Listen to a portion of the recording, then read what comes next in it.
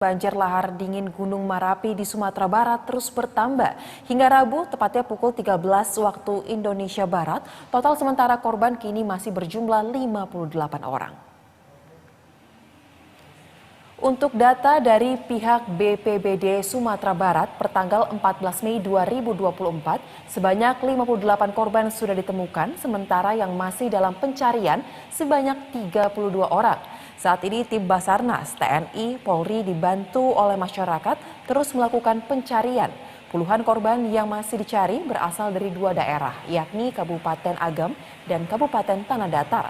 Sementara proses pencarian, Polda Sumbar juga menurunkan anjing pelacak agar korban cepat ditemukan.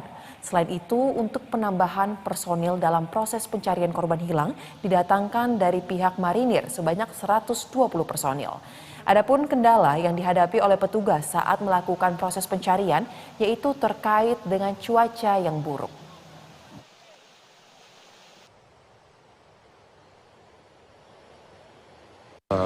Selain kita mempergunakan tenaga respon kita yang di lapangan, besok tim gabungan kita akan menurunkan drone thermal juga untuk asesmen lokasi supaya untuk pengamanan tim rescue kita pada saat melakukan pencarian. Apa perlu kita menggunakan anjing pelacak? Untuk ini, alhamdulillah kita ada dibantu oleh Polda Sumbar menurunkan dua binen. Mudah-mudahan mohon doa dan dukungan dari rekan semuanya, pelaksanaan operasi SAR besok bisa membuahkan hasil yang lebih banyak sesuai dengan data kita dalam pencarian seperti ini.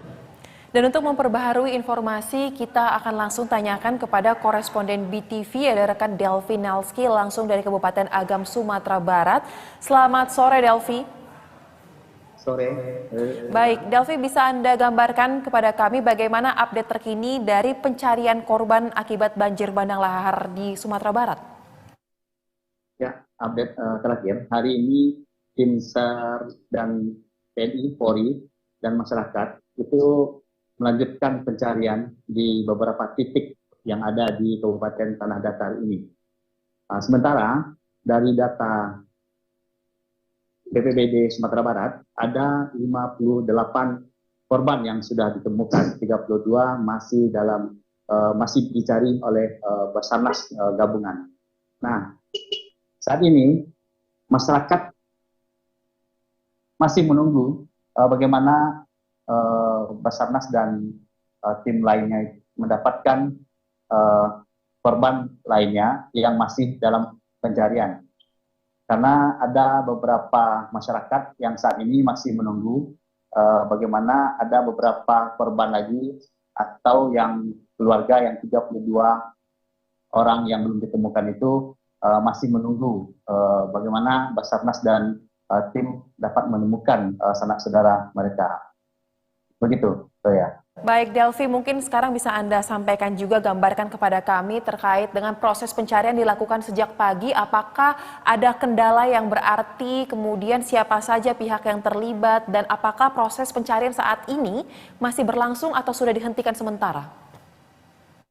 Ya, dari tadi pagi tim Basarnas dan gabungan itu kembali mencari para korban, dan belum ada sampai jam sore ini data yang masuk kalau ada temuan dalam pencarian ini. Tetapi dalam pencarian ini dilakukan terus sampai sore nanti. Nah, terkait cuaca di Tanah Datar ini ya cukup siang panas, nanti sore kembali dingin. Nah, sementara dalam cuaca di Tanah Datar saat ini memang pada malam hari sering hujan, hujan deras, dan itu yang ditakutkan oleh masyarakat saat ini yang ada di Tanah Datar ini. Baik, berarti untuk kondisi cuaca bisa dikatakan masih sangat tentatif ya. Kadang masih hujan sehingga proses dari pencarian masih bergantung terhadap cuaca tersebut. Lantas untuk kondisi pengungsi seperti apa, Delvi? Ya, pengungsi saat ini masih ada di pengungsian. Karena di Tanah Datar ini mereka tidak bisa kembali ke rumah mereka karena memang rumah mereka ini hancur, dihantam oleh banjir bandang lahar dingin ini, Zoya. Nah, sementara bagi masyarakat yang di pengungsian, yang rumahnya ini tidak hancur, tapi masih ada pembersihan material yang masih dilakukan saat ini. Begitu. Baik. Lalu untuk kondisi masyarakat yang mengungsi, apakah untuk kebutuhan pokok terkhusus saat ini masih terpenuhi atau ada kendala seperti apa? Ya, tadi ketika saya memantau di beberapa titik pengungsian, itu kebanyakan kalau masalah makanan itu tidak masalah bagi mereka. Tetapi ada di tanah datar ini yang sangat mereka harapkan itu seperti kebutuhan bayi dan kebutuhan orang tua. Seperti itu. Jadi selimut juga mereka sangat mengharapkan bantuan yang lain, seperti kebutuhan bayi dan kebutuhan orang tua lah saya. Oke, lalu Delvi, kita tahu bersama ini merupakan bencana yang terjadi merupakan karena hidrometeorologi atau karena adanya faktor cuaca. Dan pemerintah pun telah menghimbau kepada masyarakat untuk mengantisipasi bencana dengan menghindari berada atau beraktivitas di daerah-daerah yang rawan. Nah, apakah himbauan ini masih terus disampaikan kepada masyarakat dan bagaimana masyarakat menyikapinya? Ya, himbauan itu terus dilakukan oleh pemerintah, PBBD, Basarnas di Kabupaten Tanah Datar ini. Mereka selalu menghimbau kepada masyarakat tidak mendekati titik-titik yang dianggap bisa mengakibatkan masalah nantinya kepada masyarakat, karena ketika hujan di hulu Gunung Merapi itu sangat deras, itu bisa mengakibatkan fatal bagi masyarakat yang ada di daerah Gunung Merapi ini, Soya.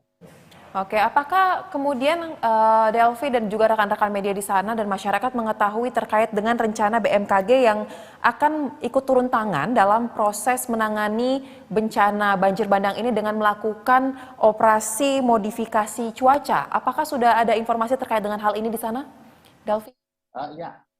Kemarin dari pihak BMKG sendiri memang sudah memberikan informasi tentang masalah menghindari hujan di daerah Tanah Datar ini yang dikembalikan ke laut. Tetapi itu masih dalam proses yang masih diharapkan oleh masyarakat. Dari informasi sendiri, itu dari kemarin itu sudah dilakukan oleh pihak BMKG dan pemerintah.